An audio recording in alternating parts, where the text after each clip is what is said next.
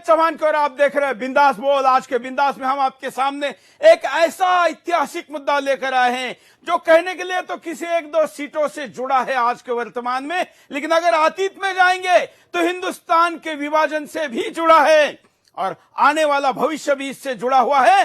क्योंकि बात मैं कर रहा हूं भीम और मीम की। हिंदुस्तान में दलित और मुस्लिम के गठजोड़ के आधार पर कभी पाकिस्तान बना लिया था। आज महाराष्ट्र में वंचित आघाड़ी नाम से अंबेडकर, प्रकाश अंबेडकर और गद्दार ओवैसी ने मिलकर एक वंचित आघाड़ी बनाई। महाराष्ट्र के संभाजीनगर, जिसको औरंगाबाद कहते हैं, वहां से इम्तियाज जलील नाम का ओवैसी का सांसद चुन के आया। उसको ईमानदारी से दलित भाइयों ने मतदान किया। उनको राजनीतिक निर्णय करने का अधिकार है, ये लोकतंत्र है, उन्होंने किया, कोई बात नहीं। लेकिन इतिहास दोहराया मेरे मित्रों, दलितों ने तो ईमानदारी के साथ मुसलमान को वोट देके सांसद चुना, लेकिन इसी आघाड़ी में प्रकाश अंबेडकर, जो कि दलितों के नेता और बाबा साहब अंबेडकर के वंशज, सोलापुर और अकोला से खड़े थे।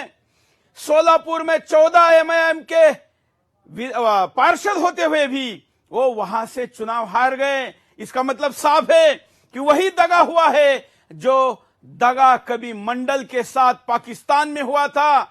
और जोगिंदर मंडल हिंदुस्तान छोड़कर पाकिस्तान चले गए दलित मुस्लिम गठजोड़ के नाम पर, और वहां जाके वापस आना पड़ा। उन्होंने कहा कि मुसलमानों ने हमको बराबरी का ट्रीटमेंट नहीं दिया, हमारे साथ धोखा हुआ। लेकिन ये धोखा जब वास्तव में समझ में आया, जोगिंदर मंडल की आंखें खुली, तब तक देश का टुकड़ा हो चुका था। और गद्दार पाकिस्तान मांगने वाले मुसलमानों ने हिंदुस्तान के दलितों के कंधे पर बंदूक और तलवार रखकर इस देश का टुकड़ा कर दिया था। यही बात को दोहराया गया है महाराष्ट्र के संभाजीनगर में, और गद्दार ओवैसी का सांसद बन गया है महाराष्ट्र से। यह कितनी बड़ी बात है। यह संभाजीनगर वो स्थान है जहां पर गद्दार, देशद्रोही, इस देश पर तमाम जुल्म और अत्याचार करने वाले औरंगजेब की कब्र है। उस कब्र से हिंदुओं के फूट ने एक नया औरंगजेब को बाहर निकाला हुआ है। दलित भाई अब ठगा हुआ महसूस कर रहे हैं और उनको लग रहा है कि हमने तो ईमानदारी दिखाई, लेकिन मुसलमानों ने वही बेईमानी की जो बरसों से उनके साथ पाकिस्तान में भी और बांग्लादेश में भी हुई।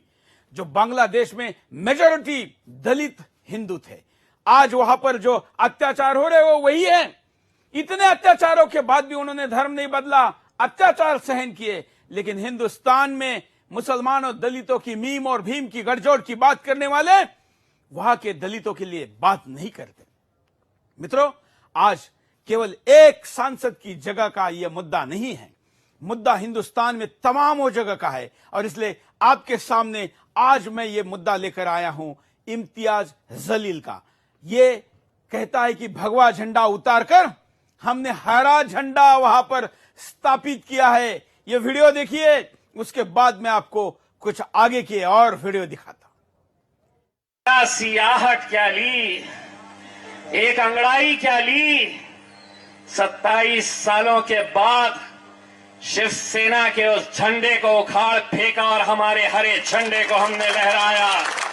हमने जरा सियाहट क्या ली, एक अंगड़ाई क्या ली, 27 सालों के बाद शिवसेना के उस झंडे को उखाड़ फेंका और हमारे हरे झंडे को हमने लहराया। यह सुनकर अगर दलित भाइयों को लग रहा है, उनके मन में अगर लड्डू फूट रहा है और उनको लग रहा है कि शिवसेना का पराजय हो गया इसलिए हम खुश हैं, तो फिर वो अपने आप की आत्महत्या की तैयारी कर रहे हैं। मैं फिर कहता हूं कि हमारे दलित भाइयों को वोट किसको देना है, यह हिंदुस्तान के नागरिक के तौर पर उनका अधिकार है, जहां चाहे दें, कोई प्रॉब्लम नहीं। लेकिन अगर आप जोगिंदर मंडल के साथ जो हुआ वो सुनकर भी, और अभी भी आपके साथ जो हुआ वो सोचकर भी, अगर अभी भी आप खुशी मना रहे हैं, तो इसका मतलब आप आत्महत्या करने जा रहे हैं। क्या है पूरा मामला, देखिए।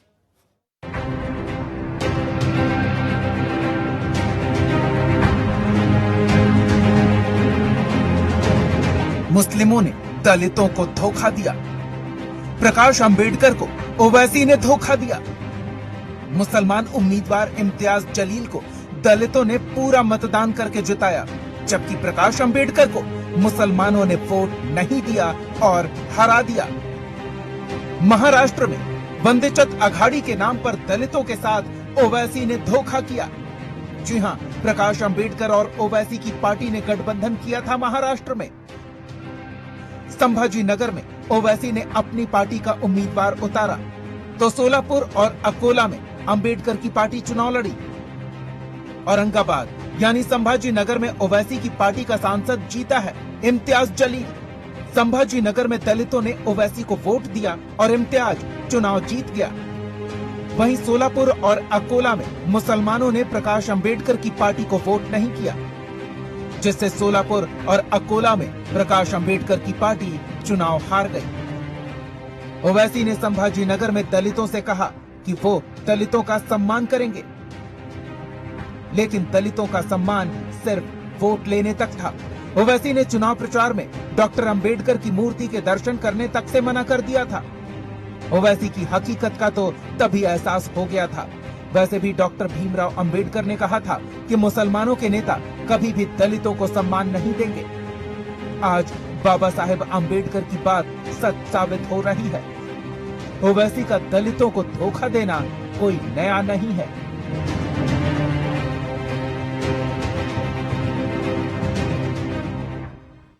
और इस धोखे का कुछ लोगों को एहसास हो गया है, वो बोलने लगे हैं। सुदर्शन का माइक जब गया कुछ दलित महिलाओं के पास, तो उन्होंने अपनी अंदर की जो व्यथा है उसको माइक पर बोला है। देखिए, सुनिए। औरंगाबाद में दलितों ने मुसलमानों का साथ दिया है। एक मुस्लिम एमआईएम के नेता को बहुमत से जिता दिया है, लेकिन वहीं पर जो मुसलमान लोग हैं उन्होंने दलितों का साथ नहीं दिया है। दूसरी जगह पर हम देखेंगे तो वहाँ पर प्रकाश अंबेडकर जी को हार खानी पड़ी है। दूसरे 2 जगह पे उनकी सीट नहीं आई।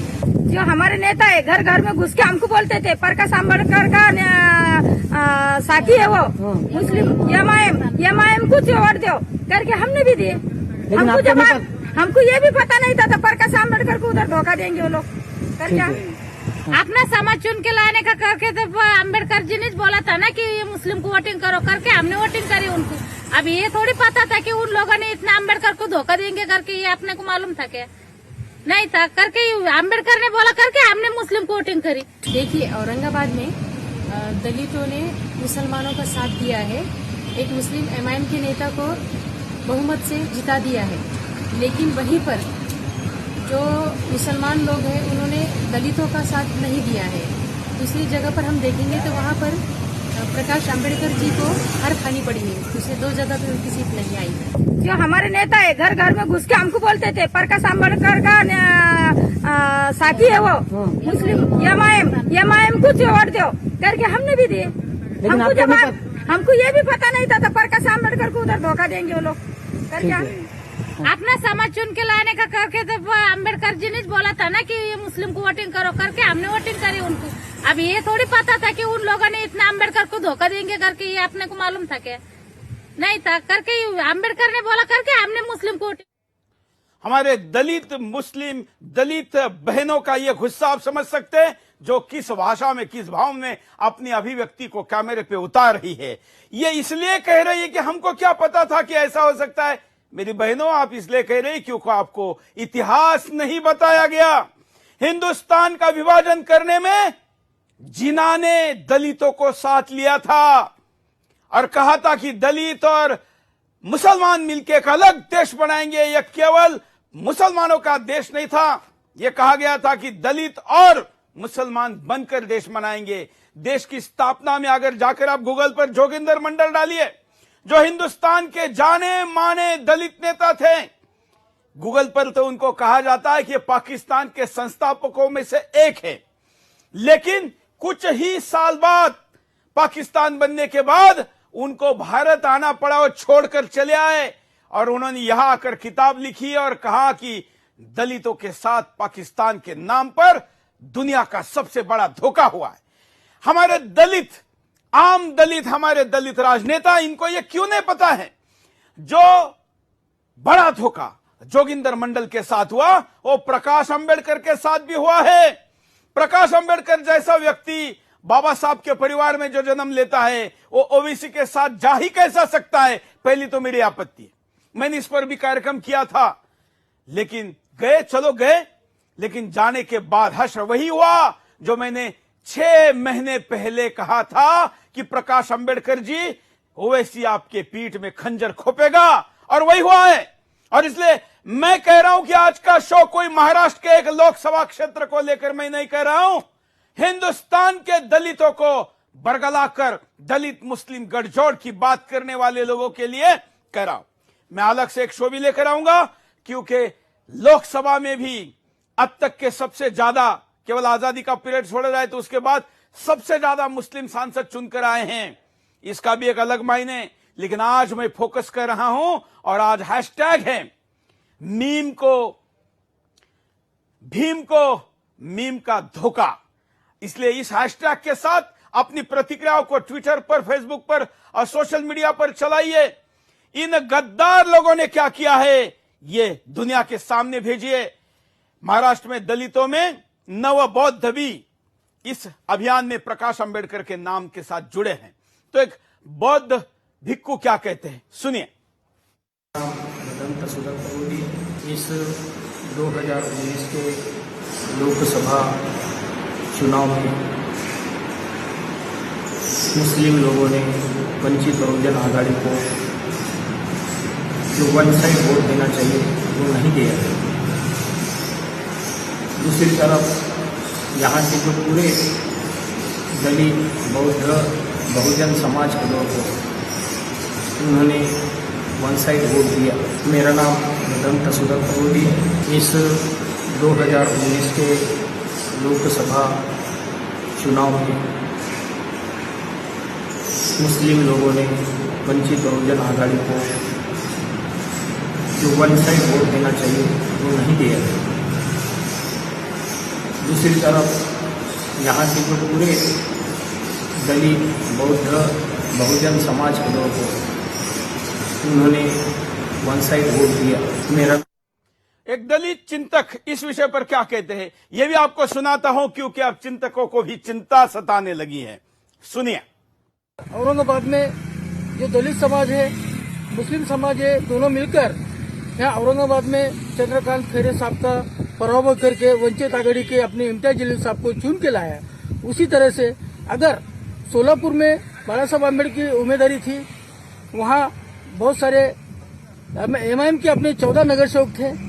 14 नगर में से अगर 14 नगर सेवक अगर काम करते थे तो हाँ बाला साहब आम्बेडकर की बड़े तमाम पे चुनाव चुन के आते थे।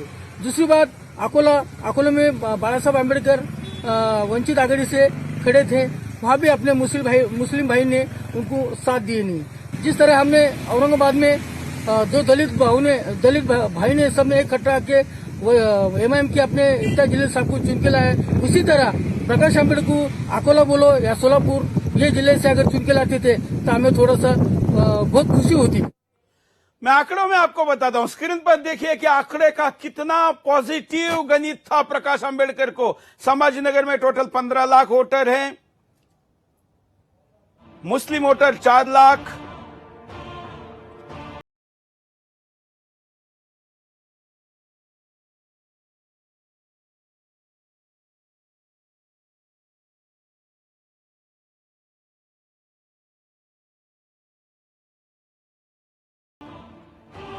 ये आंकड़े जो वोट मिले आपके सामने हैं।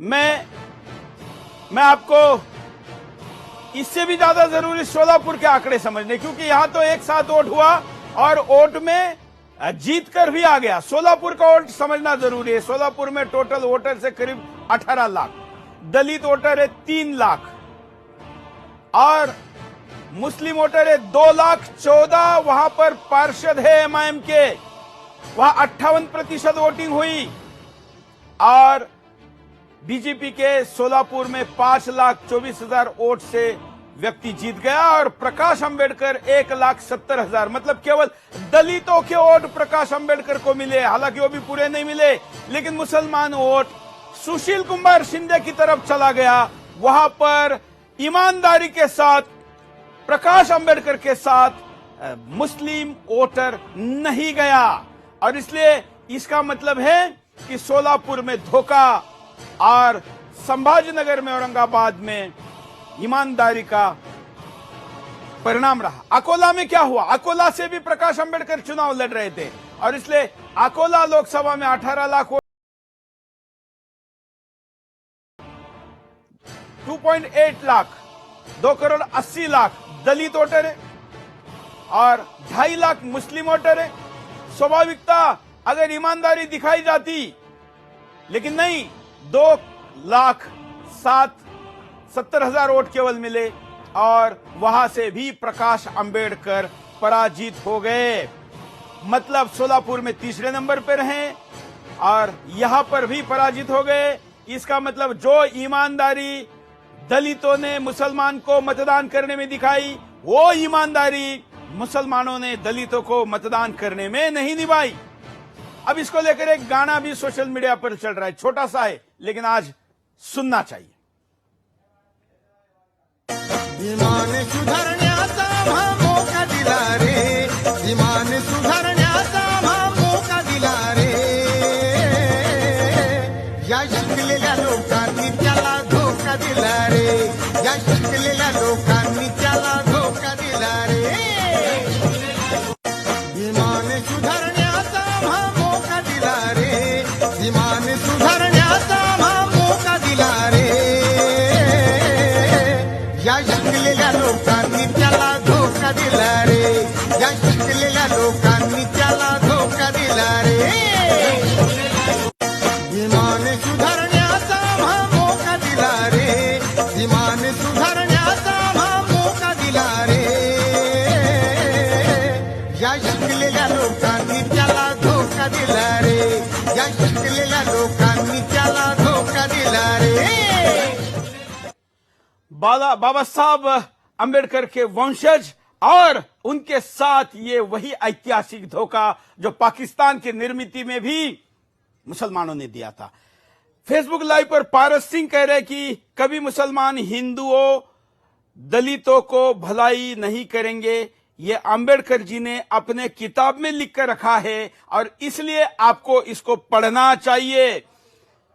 तमाम प्रकार की ऐसी कमेंट है जो इस वक्त फेसबुक लाइव पर आ रही है, और वो सारी की सारी आपको दिखाने को हम यहां पर ट्विटर की भी कुछ कमेंट दिखाएंगे, कुछ कॉलर के पास भी चाहेंगे। कुछ कॉल लेते हैं। जय हिंद, बोलिए। जय हिंद, बोलिए जी। मैं जिला जालौन से बोल रहा हूँ। हाँ, मैं पूरे देश के दलित भाइयों से कहना चाह रहा हूँ, संभाजी नगर किसी भी, कि 12 अप्रैल 2019 को सुदर्शन न्यूज ने बिंदास बोल दिखाया था, जिसमें जालौन में पलायन हो रहा है। उसमें भी सेम यही स्थिति थी कि कदौरा नगर पंचायत में बीएसपी ने एक मुसलमान को टिकट दिया था और सारे दलितों ने वोट मुसलमान को दिया बीएसपी के नाम पे। इसके बाद जो बिंदास बोल में दिखाए गए पीड़ित जिनको पलायन के लिए मजबूर है, सारे दलित हैं, वो सारे दलित हैं। तो 12 अप्रैल 2019 का अगर बिंदास बोल देख ले तो उनको समझ में आ जाएगा कि पहले ही वोट लेते हैं, फिर उन्हीं के साथ कितना अत्याचार करते हैं। अभी 19 मई 19 को, यानी मतलब लगभग 10 दिन पहले एक दलित का धर्मांतरण कर दिया गया। जो आपने बिंदास बोल में पीड़ित दिखाए थे, उनमें से एक दलित का, इन्हीं जमीर आलम जो चेयरमैन है, मुसलमान है, बीएसपी से थे, इन्होंने दलितों के वोट लिए और उन्हीं का धर्मांतरण कर दिया। कोई सुनने वाला नहीं। ये समझ लीजिए प्रदेश में योगी जी की सरकार है और देश में मोदी जी की, लेकिन जिला जालौन में जैसे धारा 370 लगी हो, डीएम आपको बता चुके हैं, डॉक्टर मन्नान अख्तार हैं, यहाँ कदौरा के चेयरमैन जमीर आलम है, और दलितों के साथ ही सबसे ज्यादा अत्याचार हो रहा है। दलित ही पलायन को मजबूर है। धन्यवाद। मैं अभी उसी ग्राउंड जीरो से आपकी एक सामाजिक कार्यकर्ता से बात कराता हूं, क्या कहते हैं सुनिए। जय हिंद, बोलिए, क्या कहना है आपको? ऐसी बात है, औरंगाबाद में मुस्लिम 2,50,000 है और दलित 1,42,000 है। इसमें से 60% भी मुस्लिम उम्मीदवार जो है यहाँ पर सरकारी के आपके इम्तियाज जमील, इनको पूरा वोट मिला है। तो मतलब बाहर के जो है अकोला और आपके जगह जो है। चलिए, कॉलर से ठीक से आवाज नहीं आ पा रही है, हम अगले कॉलर के पास चलते हैं। आप भी कॉल कर सकते हैं अपनी बात को कह सकते। फिर मैं आपको उन दलित बहनों की बाइट को दोबारा सुनाऊंगा, उनकी व्यथा क्या है। पहले कॉलर के पास चलते हैं।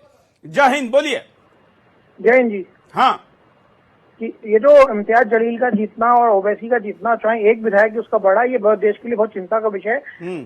ये पूरे इंडिया में, जैसे बिहार, वेस्टर्न यूपी में भी अपना प्रभाव बढ़ाना चाहता है जलील। और ये ओवैसी और उसका इम्तियाज जलील और एक बारिश पठान, इसका एक और है, वो ये कह के हिंदुओं को बेवकूफ बनाते हैं कि हम मुसलमान जो है देशभक्त हैं, हमने भारत इसलिए चुना कि हमने जो है पाकिस्तान को नकार दिया। जबकि असलियत यह है कि उन्होंने भारत को, मुसलमान जो यहाँ ठहरे थे, रुके थे, वो उन्हें भारत पे भी कब्जा करना था और पाकिस्तान पे भी कब्जा करना था। दोनों जगह कब्जा करने के लिए उन्हें करा।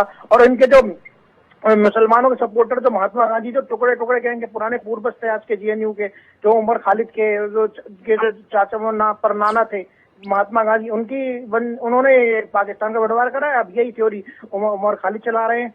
तो ये सब चाहते हैं कि ये बहुत गलत है और इसको दलितों को, हिंदुओं को समझना चाहिए कि इस तरह की इनकी बेवकूफी बातों में ना आए और अपनी एकता को बनाए रखे। चाहे शेड्यूल कास्ट हो, चाहे अपर कास्ट हो, सबको एकता को बनाए रखना चाहिए। चाहे आप किसी पार्टी को वोट करें, लेकिन हिंदुत्ववादी पार्टी हो, जैसे बीजेपी है, शिवसेना है, या और भी जो भी अच्छी कंसर्ट पार्टी है, आप अपना मन चुन के वोट दें उनको। बिल्कुल। चलिए, कुछ दलित भगिनियों की प्रतिक्रियाओं को आपके सामने दिखाते हैं। देखिए क्या कहती हूं। देखिए, औरंगाबाद में दलितों ने मुसलमानों का साथ दिया है। एक मुस्लिम एमआईएम के नेता को बहुमत से जिता दिया है, लेकिन वहीं पर जो मुसलमान लोग हैं उन्होंने दलितों का साथ नहीं दिया है। दूसरी जगह पर हम देखेंगे तो वहाँ पर प्रकाश आंबेडकर जी को हार खानी पड़ी है। दूसरी 2 जगह पे उनकी सीट नहीं आई। जो हमारे नेता है घर घर में घुस के हमको बोलते थे प्रकाश आंबेडकर का साथी है वो, मुस्लिम एमआईएम कुछ वोट दो करके हमने भी दिए। हमको ये भी पता नहीं था तो प्रकाश आंबेडकर को उधर धोखा देंगे वो लोग करके।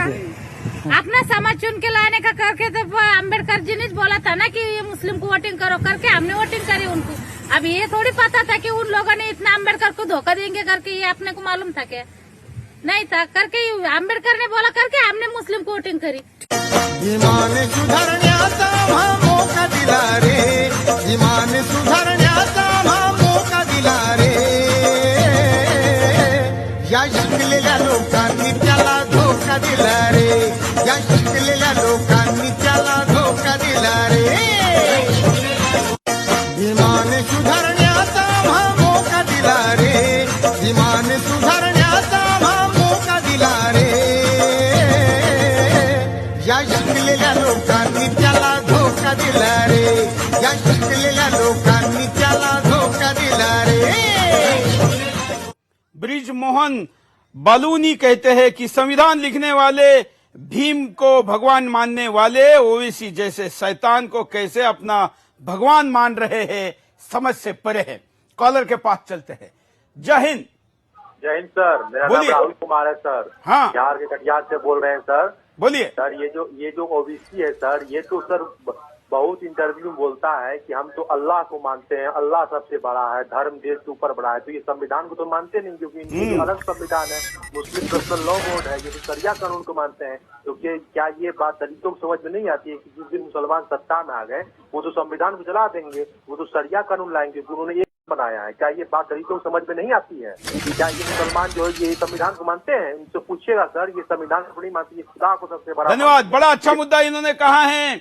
वैसे तो तमाम दलित और मुस्लिम नेता बीजेपी आरएसएस के खिलाफ कहते हैं कि ये सत्ता में आएंगे तो संविधान बदलेंगे, लेकिन जहां पर भी मुसलमान ज्यादा होता है वो कहता है कि हमको शरिया कानून दे दो। मतलब बाबा साहब आंबेडकर ने बनाया हुआ संविधान को वो नकार देते हैं। मोदी इतने बड़े मतों के साथ जीत कर आते तो संविधान का दर्शन लेते हैं।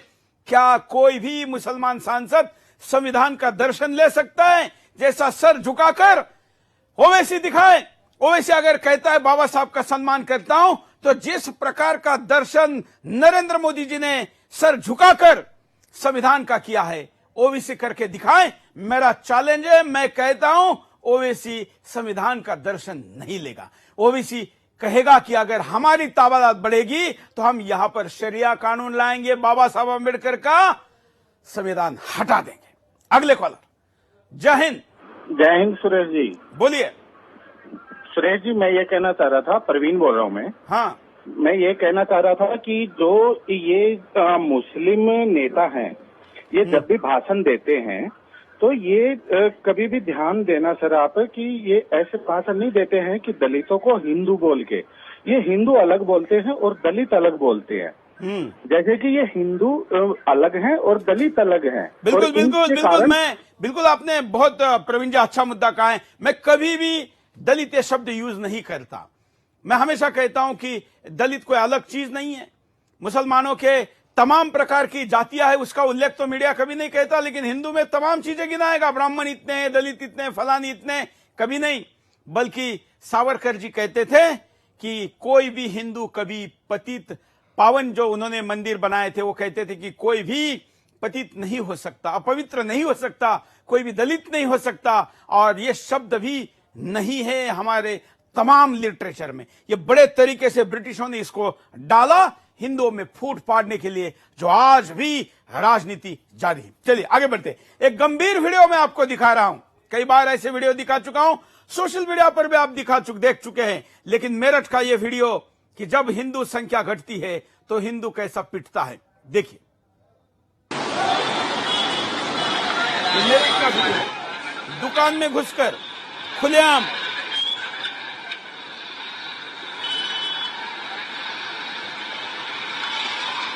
देखिए, ये टेक्स्ट है और उस पर लिखा हुआ है कि मेरठ में दुकान में घुसकर हमला किया गया है, मुस्लिम भीड़ ने हिंदू को मारा है और प्रशासन ने कोई कार्रवाई नहीं की है।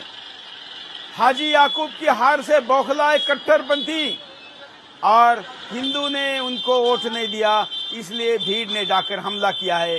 क्योंकि इस दुकान से प्रचार हुआ था, ये दुकान मतदान केंद्र के बिल्कुल सामने है और ये कहा गया कि इन्होंने इन्फ्लुएंस किया और इसलिए हाजी याकूब की हार के बाद बौखलाए लोगों ने ये हरकतें वहां पर की है।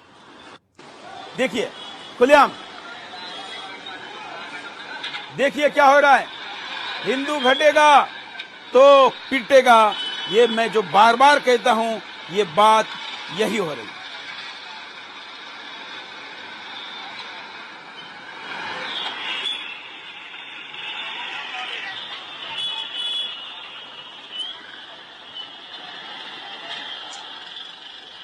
चलिए वीडियो देखते रहिए, मैं कुछ कॉलर से बात करता हूं।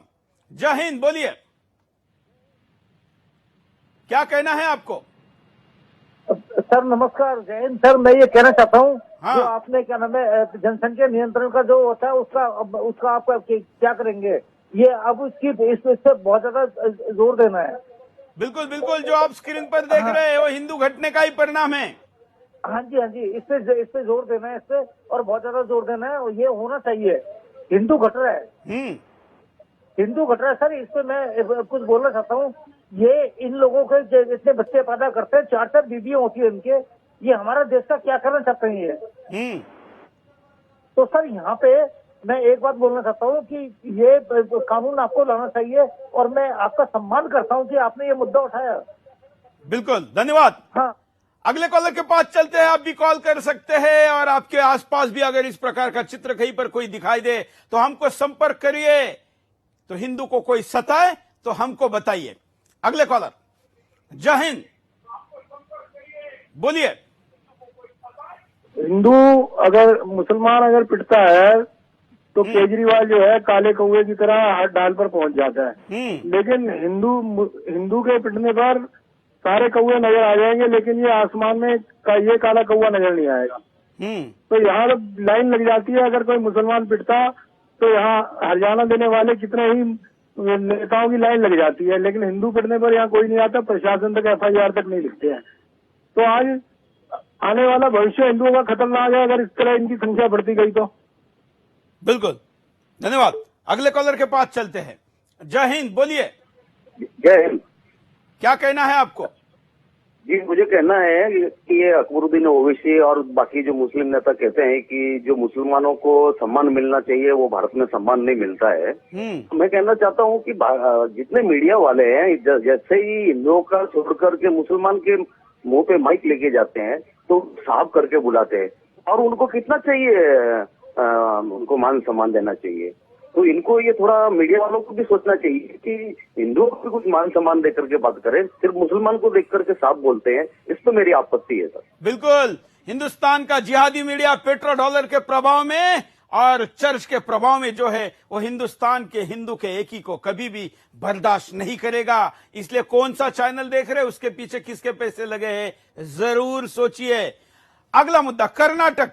एक युवा गौ रक्षक छत्रपति शिवाजी महाराज के फोटो के साथ अपनी फेसबुक प्रोफाइल बनाता है और गौ रक्षा के लिए केरल और कर्नाटक के सीमा पर संघर्ष करता है। 22 साल का बच्चा है, युवा है, लेकिन ये देखिए कर्नाटक के बेलगांव में, ये महाराष्ट्र और उधर की आसपास की सीमा है, शिव की हत्या कर दी गई। उसने फांसी बस स्टैंड के, ये देखिए कर्नाटक के बेलगांव में 19 वर्षीय, मैंने तो 22 का, 19 वर्षीय हिंदू युवक शिव ऊपर की गौ तस्करों ने हत्या कर दी है। ये देखिए लोकल बस स्टैंड में उसका डेड बॉडी फांसी पे टंगा दिया है।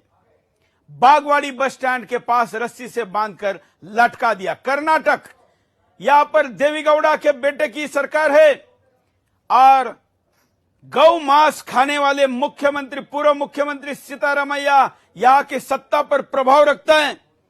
अभी अभी चुनाव हुए हैं, उसके बाद भी मतलब जहां से 23 सांसद चुनकर आए बीजेपी के, वहां पर भी गौ रक्षक सुरक्षित नहीं है, क्योंकि राज्य सरकार, पुलिस, कानून व्यवस्था तस्करों के, गौ तस्करों के प्रभाव में है। ये घटना हिंदी चैनल या राष्ट्रीय चैनलों पर कोई और नहीं दिखाएगा, इसके लिए मैं आपके सामने दिखा रहा हूं। आगे बढ़ते हैं। राजस्थान में हिंदुओं का पलायन जारी है। राजस्थान जो कि वीरों की भूमि है, आन बान शान के लिए जाके वीरों ने दुनिया के कई सीमाओं पर टकरा कर अपने पराक्रम की पराकाष्ठा का उदाहरण दुनिया के सामने रखा। वहां का भी पराक्रमी हिंदू आज पलायन के लिए मजबूर है। जोधपुर की यह घटना है, देखिए पूरा मामला क्या है।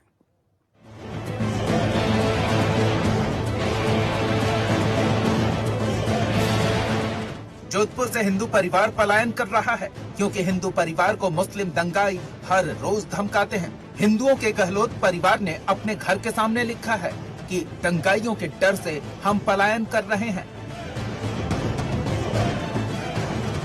क्योंकि प्रशासन दंगाइयों पर कोई कार्रवाई नहीं कर रहा। जोधपुर के सुरसागर में रहने वाले मनीष गहलोत ने अपने घर के सामने एक पोस्टर लगाया है।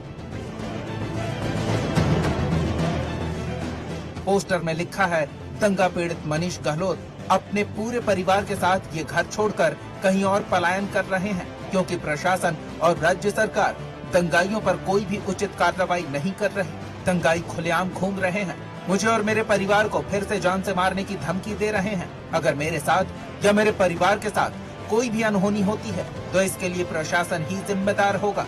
ऐसे में कई सवाल खड़े हो रहे हैं, क्या गहलोत सरकार हिंदुओं की सुरक्षा नहीं कर पा रही है?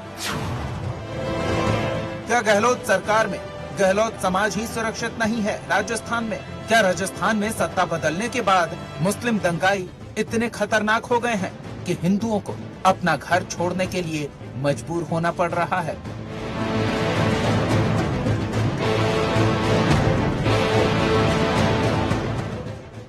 गहलोत मुख्यमंत्री है, लेकिन बेटा जीत नहीं पाया, क्योंकि ऐसी घटना वहां पर आम है। मैंने आपको दिवाली के समय में दिखाई थी। अब देखिए वहां पर गहलोत परिवार जो कि पलायन कर रहा है, क्या कहता है। दूसरे समुदाय वर्ग के लोगों की तरह एकजुट होकर मेरे घर के ऊपर हमला किया गया। मेरे घर के अंदर घुस के इन्होंने मोटरसाइकिल एक्टिवा तोड़ी और पूरे ऊपर से घर पे पेट्रोल पंप और साथ लाठी सरियों से मेरे घर के ऊपर हमला किया। सब घर में महिलाएं और मेरे घर में सत्संग था उस दिन रामनवमी का, और इन लोगों ने पूरा घर को टारगेट करके और घर में पूरा तहस कर दिया, पूरे घर के अंदर घुस गए और इन्होंने इतना नुकसान किया। प्रशासन ने अभी तक भी इनको किसी को एक को भी गिरफ्तार नहीं किया है। राजस्थान के अंदर हमारी मुख्यमंत्री गहलोत मुख्यमंत्री, इसके बावजूद आपको न्याय नहीं मिल रहा है, तो इस पर क्या कहेंगे? सरासर है, गवर्नमेंट इनके साथ है, इनकी गवर्नमेंट है। अब उनको भी पता है कि मालिक का घर है, ये कभी बदमाश प्रवृत्ति का नहीं था, फिर भी इन लोगों को इनको सोचना चाहिए। आज इस घटना को कारित हुए 37 दिन हो गए, 38वां दिन है आज, फिर भी कोई एक्शन नहीं लिया जा रहा। तो हमारे मन में और भी परिवार के सदस्य है, वो भी क्या कहते हैं, सुनिए। झगड़ा हुआ था, उसके बाद तुम्हें क्या लगा, डर लगता है क्या यहाँ में? हाँ लगता तो बहुत है, पर पुलिस अभी तक कुछ नहीं कर रही है। रोज घर के आगे जाते हैं और बहुत गुस्सा आता है कि पुलिस अभी तक इनको कुछ नहीं कर रही है। और ये तो घर के ऊपर चढ़ गए थे, मारने वाले थे कि पुलिस उस टाइम आई क्यों आई, फिर आती क्यों, मार ही देते हमको। पुलिस 2 घंटे बाद आई, सब साइकिल वगैरह ले गए, गाड़ी जला दी हमारी। अच्छा, और इसके बाद अब जैसे उसके 37 दिन हो गए उस बात को, अब कैसा फील कर रहे हो? अब क्या कर रहे, अब तो डर लगता है भी नहीं है, क्योंकि अभी क्या करें, मरना तो फिर ये तो पुलिस कुछ नहीं कर रही, क्यों नहीं पकड़ती पुलिस इनको, प्रशासन कुछ क्यों नहीं कर रही है। फिर हम तो घर छोड़ना ही पड़ेगा क्योंकि पुलिस कुछ नहीं कर रही। ये तो रोज हमारे घर के आगे से जाते हैं, रोज हमको देखते गुस्से से। बेटा यहाँ एक झगड़ा हुआ था, उसके बाद तुम्हें क्या लगा, डर लगता है क्या यहाँ में? हाँ लगता तो बहुत है, पर पुलिस अभी तक कुछ नहीं कर रही है। रोज घर के आगे जाते हैं और बहुत गुस्सा आता है कि पुलिस अभी तक इनको कुछ नहीं कर रही है।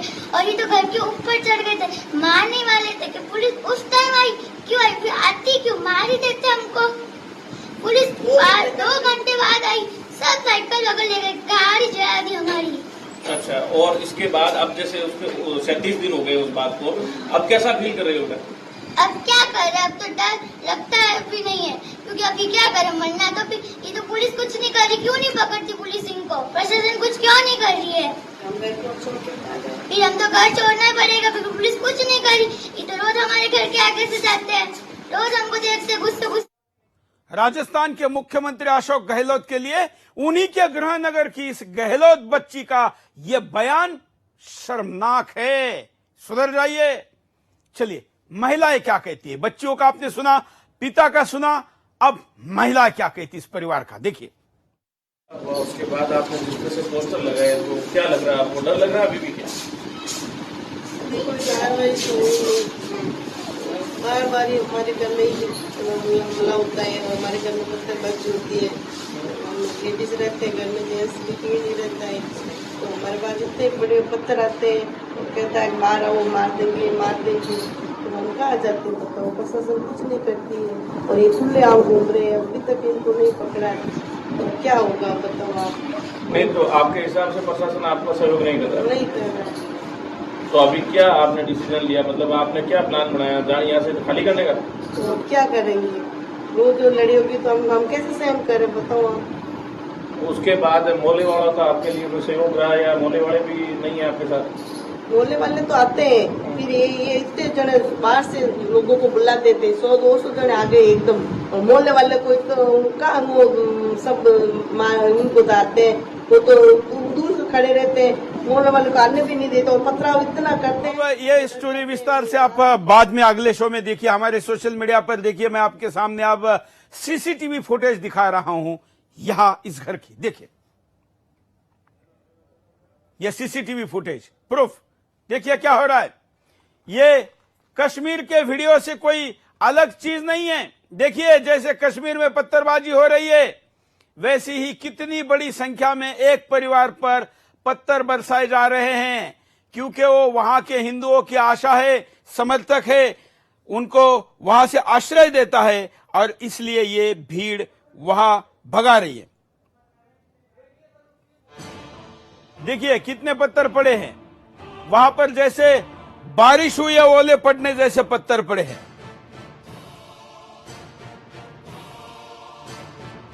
राजस्थान के ही दूसरे 2 मामले में से एक मामले की तरफ चलते हैं। जौहर, जी हां, जौहर कोई आत्महत्या नहीं होती थी, सती जाना नहीं होता था। जौहर वहां की राजस्थान की क्षत्रानियों का एक अलंकार होता था, और जौहर के बलिदान के कारण ही रानी पद्मिनी आज दुनिया भर में पूजी जाती है। यह उसके शौर्य का प्रतीक था। लेकिन अब राजस्थान के शिक्षा से जौहर को हटा दिया गया है, क्योंकि अब चरित्रवान संपन्न महिलाएं नहीं चाहिए, क्योंकि इनके विदेशी आकाओं की यहां की महिला कल भोगने के वस्तु के लिए खरीदने की चीज बने, इसलिए वो अपना स्वाभिमान अभिमान गिरवी रख दे, और इसलिए उसको जौहर ना सिखाया जाए। देखिए क्या है मामला राजस्थान के जौहर का।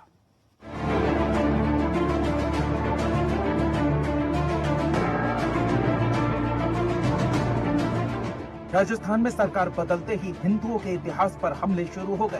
ताजा हमला है राजस्थान की आन बान शान राजपूताना के शौर्य पर।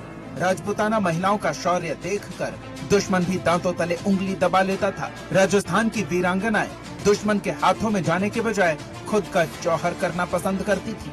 लेकिन अब उसी जौहर को राजस्थान की कांग्रेस सरकार हटाने जा रही है। बच्चों को अब जौहर नहीं पढ़ाया जाएगा राजस्थान में।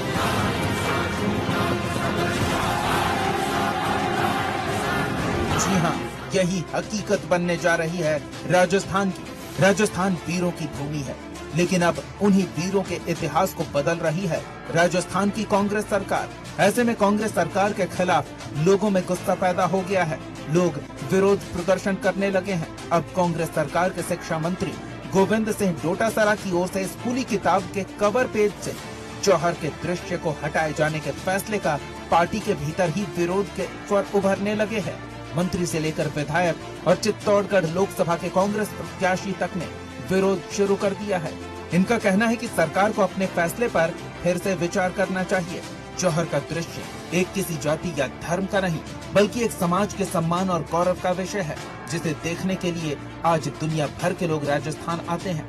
इसको इग्नोर करना ठीक नहीं है। पार्टी के नेता ही इसे मुख्यमंत्री अशोक गहलोत तक मामले को ले जाने की तैयारी में हैं, जिससे जौहर के दृश्य को फिर से जोड़ा जा सके। जौहर को कांग्रेस सरकार इसलिए हटा रही है क्योंकि ये एक बुराई है। वहीं लोगों का कहना है कि जौहर और सती में फर्क किया जाए। कोई भी व्यक्ति इसे पता कर ले। जो भी यह कह रहे हैं कि वे अपनी जानकारी सुधार लें। मंत्री के कहने से इतिहास नहीं बदल जाता। जौहर के कारण पर्यटक चित्तौड़गढ़ किला देखने आते हैं। जौहर के कारण चित्तौड़गढ़ के इतिहास को पूरा देश और दुनिया जानती है। इसे मिटाया नहीं जा सकता। वहीं पूर्व विधानसभा स्पीकर और कांग्रेस विधायक दीपेंद्र सिंह शेखावत का कहना है कि इतिहास बदला नहीं जा सकता। जौहर आत्मसम्मान की कहानी है जो इतिहास में दर्ज है। इसमें तोड़ फोड़ उचित नहीं। जौहर को देखने के लिए विश्व राजस्थान आता है। उस दृश्य को पाठ्यक्रम से हटा रहे हैं, यह सही नहीं है। फैसले पर प्रदेश सरकार को पुनर्विचार करना चाहिए, जिससे किसी समाज का कोई व्यक्ति आहत न हो। वहीं बीजेपी के युवा नेता अभिमन्यु सिंह राजवी ने कहा कि सरकार ने राजनीतिक महत्वाकांक्षाओं से पाठ्यक्रम में बदलाव किए हैं। इससे नागरिकों को ठेस पहुंची है। महाराणा प्रताप को महान नहीं कहना और वीर सावरकर का चरित्र हनन करके सरकार ने गौरवशाली इतिहास पर दाग लगाया है।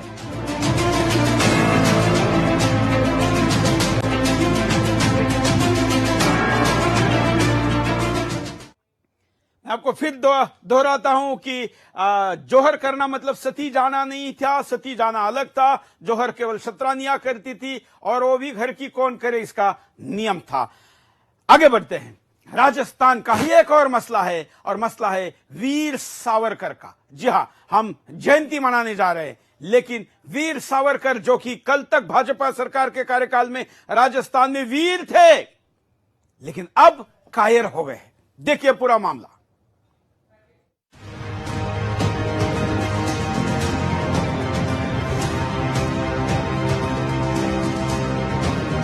राजस्थान में कांग्रेस सरकार आते ही महापुरुषों का अपमान शुरू हो गया है। जी हां, अब राजस्थान में आई कांग्रेस सरकार स्कूली पाठ्यक्रम में करेगी बदलाव। पहले सावरकर को वीर, महान, देशभक्त और क्रांतिकारी पढ़ाया जाता था, लेकिन अब कांग्रेस सरकार राजस्थान में सावरकर को अंग्रेजों से माफी मांगने वाला पढ़ाएंगे। साथ ही सावरकर के नाम से वीर भी हटाया जा रहा है। राजस्थान में पिछली बीजेपी सरकार के कई फैसले पलट चुकी कांग्रेस सरकार ने स्कूली पाठ्यक्रम में सावरकर की जीवनी वाले हिस्से में बदलाव किया है।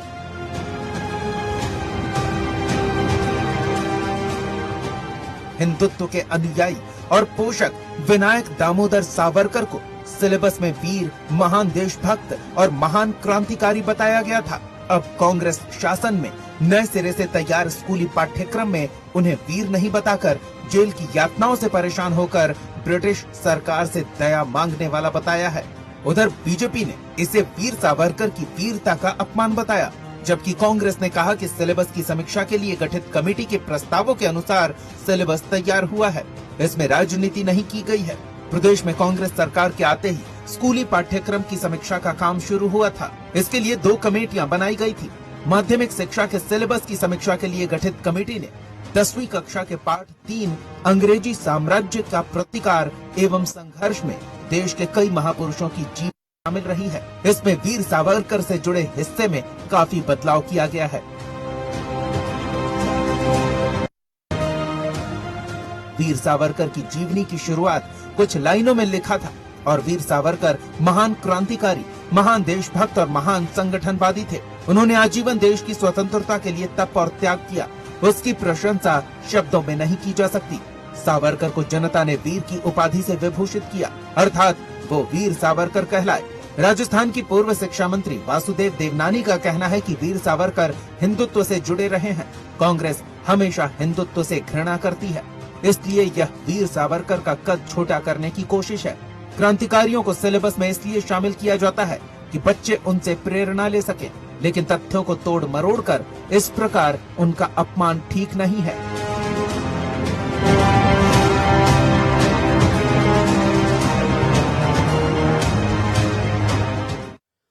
चलिए कॉलर के पास चलते हैं, उसके बाद अगले मुद्दे पर जाएंगे। वो भी खतरनाक है और आज रविवार को हम एक से ज्यादा मुद्दे लेकर आते हैं। कॉलर, जय हिंद जी। नमस्कार सुरेश जी, बोलिए।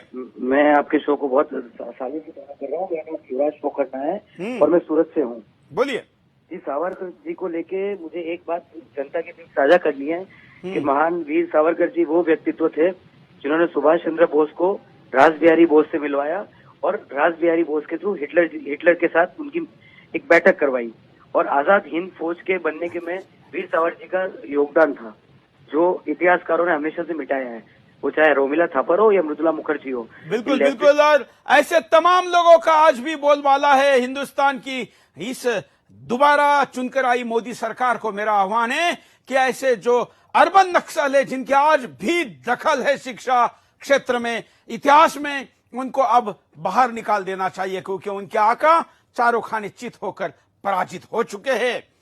अब मैं आपको गांधीवादी अहिंसक घराना, जी हाँ, तमाम लोग गांधी एक गाल आगे करके दूसरा गाल आगे करने की बात करने वाले, अर्थात ये नकली गांधी है।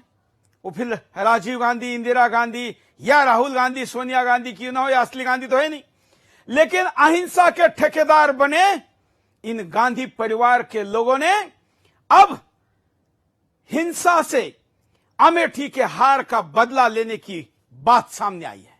और सुरेंद्र जी, जो कि स्मृति ईरानी के साथ कंधे से कंधा लगाकर अमेठी में इस युद्ध में, लोकतंत्र के युद्ध में डटे रहे, जो अपने गांव पर 16 करोड़ से ज्यादा रुपए सरकारी उन्होंने योजनाएं लाकर लोगों को मोदी के काम और नाम तक पहुंचाया और स्मृति ईरानी के जीत में महत्वपूर्ण भूमिका निभाई, उनकी हत्या हो चुकी है।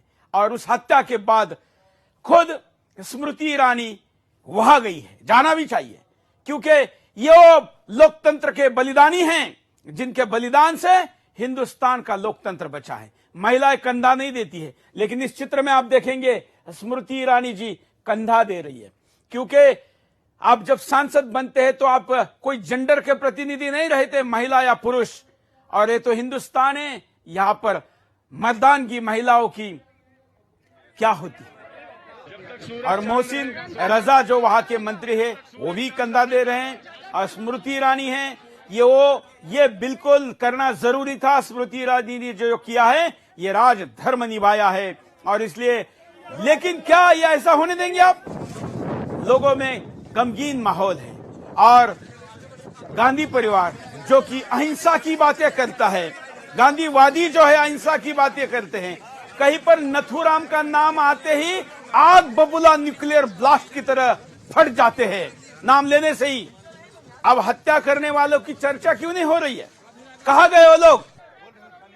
मेरा सवाल है किसी भी दल में बैठे हुए गांधीवादी अहिंसावादियों को कि लोकतंत्र के लिए बंगाल में 100 भाजपा कार्यकर्ताओं को बलि देना पड़ता है, कर्नाटक में शिव का अभी मैंने शव टंगा हुआ दिखाया जिसने इस लोकतंत्र के लिए बलिदान दिया। कर्नाटक, तमिलनाडु और केरला में भी कई हजार लोगों ने पिछले 5 साल में बलिदान दिया है, और यह अमेठी का बलि भी उतना ही महत्वपूर्ण है। इस पर कोई नहीं बोलेगा। चलिए मैं आपको इस हार के बाद क्या गांधी परिवार, क्योंकि नाटक के लिए भी क्यों नहीं हो, लेकिन राहुल गांधी ने अध्यक्ष पद से इस्तीफे की पेशकश कर दी है। अब होता है नहीं होता है पता नहीं, खुद को भारत रत्न देकर वह ने गांधी घराने का राजनीतिक अंत सुनिश्चित किया है। क्या है स्थिति देखिए।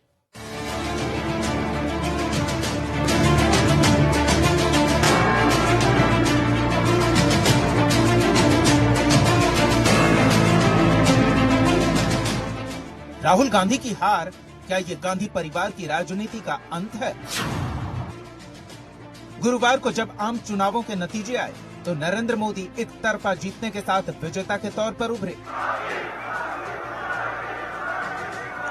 दूसरी ओर नेहरू गांधी परिवार के उत्तराधिकारी और भारतीय राष्ट्रीय कांग्रेस के अध्यक्ष राहुल गांधी एक पस्त, पराजित और हताश नेता के रूप में उभरे। वो एक परम राजनीतिक वंश के मुख्य उत्तराधिकारी हैं। उनके परनाना जवाहरलाल नेहरू भारत के दूसरे और सबसे ज्यादा समय तक रहे प्रधानमंत्री हैं। उनकी दादी इंदिरा गांधी भारत की पहली महिला प्रधानमंत्री थीं और उनके पिता राजीव गांधी भारत के सबसे युवा प्रधानमंत्री थे। साल 2014 के लोकसभा चुनावों में कांग्रेस ने अपनी सबसे बुरी हार देखी थी, लेकिन गुरुवार को आए नतीजे राहुल गांधी के लिए दोहरा झटका लेकर आए। कांग्रेस सिर्फ 52 सीटें ही जीत सकी। उनके मुकाबले में मोदी की बीजेपी ने 300 से ज्यादा सीटें जीती। इससे भी बुरा ये हुआ कि राहुल गांधी अपनी खानदानी सीट अमेठी भी हार बैठे। हालांकि राहुल गांधी इस बार भी संसद में बैठेंगे, क्योंकि वो केरल की वायनाड सीट से भी खड़े हुए थे, यहां से वो जीत गए हैं। लेकिन अमेठी सम्मान की लड़ाई भी थी। इस सीट से उनके दोनों अभिभावक मां सोनिया गांधी और पिता राजीव गांधी ने चुनाव लड़ा और जीता। वो खुद यहां से 15 सालों से सांसद थे। राहुल गांधी ने अमेठी के प्रत्येक घर में एक विशेष पत्र भी भेजा था, जिस पर लिखा था, मेरी अमेठी परिवार। बावजूद उसके उन्हें शर्मनाक नतीजे का सामना करना पड़ा। अभिनेत्री से राजनेता बनी बीजेपी की केंद्रीय मंत्री स्मृति ईरानी ने उन्हें करारी शिकस्त दी। अमेठी उत्तर प्रदेश के दिल सी है। उत्तर प्रदेश भारत का सबसे अधिक आबादी वाला राज्य है और दिल्ली की सत्ता का रास्ता यहीं से होकर जाता है। ये भारतीय राजनीति का ग्राउंड जीरो भी है। यहाँ किए गए प्रयोगों का असर पूरे देश में दिखाई देता है। आमतौर पर ये माना जाता रहा है कि जो यूपी जीतता है वही देश पर राज करता है। भारत में हुए 14 प्रधानमंत्रियों में से 8 यहीं से आए, जिनमें राहुल गांधी के परनाना, दादी और पिता भी यहीं से जीते और प्रधानमंत्री बने। 543 सांसदों की संसद में से 80 सांसद यहाँ से चुने जाते हैं। मूल रूप से गुजरात के नरेंद्र मोदी ने भी साल 2014 में यूपी की ही वाराणसी सीट का प्रतिनिधित्व किया और इस बार भी यहीं से सांसद चुने गए हैं। किसी को ये उम्मीद तो नहीं थी कि कांग्रेस लोकसभा चुनावों में सीधी जीत हासिल कर लेगी, लेकिन ये माना जा रहा था कि कांग्रेस पहले से बेहतर तो करेगी ही। यही वजह है कि नतीजों ने पार्टी के लोगों के अलावा आम लोगों को भी चौंका दिया है। राहुल गांधी भले ही संसद में रहे, लेकिन अब ये सवाल पूछा जाने लगा है कि क्या ये कांग्रेस के गांधी युग का अंत है, या क्या पार्टी को फिर से पुनर्जीवित करने के लिए गांधी परिवार की राजनीति को खत्म ही कर दिया जाए। चुनावी राजनीति में कांग्रेस के इस बेहद खराब प्रदर्शन से राहुल गांधी के नेतृत्व क्षमता पर सवाल उठने तय हैं और बहुत से विश्लेषक नेतृत्व बदलाव की बात भी करने लगे हैं। अध्यक्ष पद से उनका इस्तीफा तक मांगा जा रहा है, लेकिन इस तरह की सभी मांगे पार्टी के बाहर से उठ रही हैं और पार्टी नेतृत्व इन्हें नकार ही देगा। दिल्ली के राजनीतिक गलियारों में ये चर्चा भी चली कि राहुल गांधी ने इस्तीफा देने की पेशकश की है। कांग्रेस के नेताओं ने अभी तक इस हार के लिए राहुल गांधी को जिम्मेदार नहीं ठहराया है, बल्कि वो इसके लिए पार्टी के ढांचे और चुनाव अभियान को जिम्मेदार ठहराते हैं। कांग्रेस में कोई भी हार का ठीकरा राहुल के सिर फोड़ने को तैयार नहीं है। इसके बाद हुए कई विधानसभा चुनावों में कई राज्यों में राहुल गांधी के नेतृत्व में कांग्रेस को हार का सामना करना पड़ा। राहुल की ये कहकर आलोचना की गई कि वो जमीनी हकीकत से दूर हैं और उन्हें कुछ भी नहीं पता है। सोशल मीडिया पर उन्हें पप्पू तक कहा गया, उनके मीम्स बनाए गए और वो हंसी का पात्र बनकर रह गए। एक सामान्य परिवार से आने वाले नरेंद्र मोदी राहुल गांधी के वंश को लेकर उन पर लगातार निशाना साधते रहे। वो उन्हें अपनी रैलियों में नामदार कहकर संबोधित करते रहे। मोदी जनता को समझाते कि राहुल गांधी शीर्ष पर अपनी योग्यता के बल पर नहीं बल्कि अपने पारिवारिक संबंधों की वजह से पहुंचे हैं।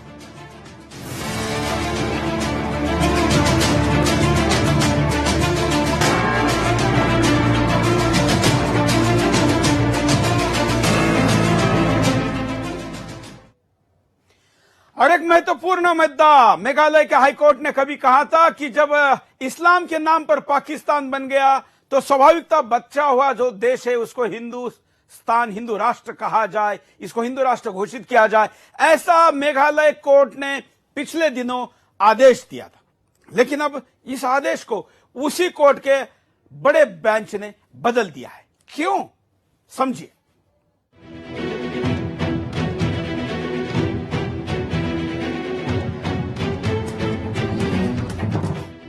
मेघालय हाईकोर्ट की डिवीजन बेंच ने सिंगल जज बेंच के उस फैसले को बदल दिया है जिसमें कहा गया था कि भारत को विभाजन के दौरान ही हिंदू राष्ट्र घोषित कर दिया जाना चाहिए था। चीफ जस्टिस मोहम्मद याकूब मीर और जस्टिस एच.एस. थंगक्यू ने फैसला दिया है कि जस्टिस सुदीप रंजन सेन का विचार कानूनी रूप से त्रुटिपूर्ण है और संवैधानिक मूल्यों के अनुरूप नहीं है। बीते साल 10 दिसंबर को जस्टिस सेन ने एक फैसला सुनाते हुए प्रधानमंत्री, गृह मंत्री, कानून मंत्री और सांसदों से ऐसा कानून लागू करने के लिए कहा था जिसके तहत पाकिस्तान, बांग्लादेश और अफगानिस्तान से भारत में रहने आए विभिन्न धर्मों और समुदायों के लोगों को नागरिकता दी जा सके। जस्टिस सुदीप रंजन सेन ने मूल निवास प्रमाण पत्र से जुड़े एक मसले पर सुनाए गए इस फैसले में ये भी कहा था कि भारत को विभाजन के समय ही हिंदू राष्ट्र घोषित कर दिया जाना चाहिए था। फैसले में लिखा था, पाकिस्तान ने खुद को इस्लामिक देश घोषित किया था। क्योंकि भारत धर्म के आधार पर विभाजित हुआ था, उसे हिंदू देश घोषित किया जाना चाहिए था, मगर यह एक धर्मनिरपेक्ष राष्ट्र रहा। अब डिवीजन बेंच ने कहा है कि उस जजमेंट के निर्देश निरर्थक हैं। बेंच ने पिछले साल दिसंबर में दिए गए फैसले को खारिज कर दिया है। जस्टिस सेन के आदेश को लेकर सुप्रीम कोर्ट में भी एक अपील दायर की गई थी। सुप्रीम कोर्ट के सामने इस मामले में एक जनहित याचिका भी लंबित है।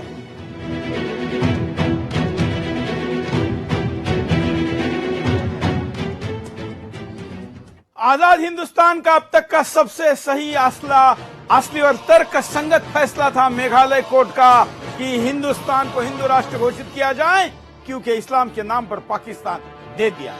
लेकिन ना उस फैसले की बहुत ज्यादा तारीफ हुई, सुदर्शन छोड़ के किसी मीडिया हाउस ने उसको ना ज्यादा उठाया, और ना अब वो कोई बड़ी खबर बनी है जब हिंदुस्तान को हिंदू राष्ट्र घोषित करने के हाईकोर्ट के फैसले को ही अब नकार दिया है। ये इसलिए क्योंकि इस देश का हिंदू सो रहा है। ऐसे शो देखकर कुछ हिंदू जाग जरूर रहा है, लेकिन मैं तब तक और चिल्लाता रहूंगा, बिंदास बोलते रहूंगा जब तक 100% हिंदू जागकर जो इस हाईकोर्ट के जज ने निर्णय दिया था वो निर्णय ना सुना।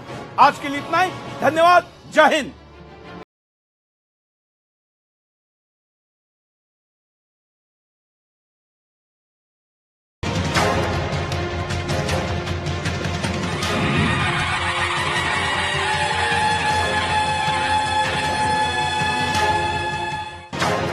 इस कार्यक्रम की प्रायोजक प्रकृति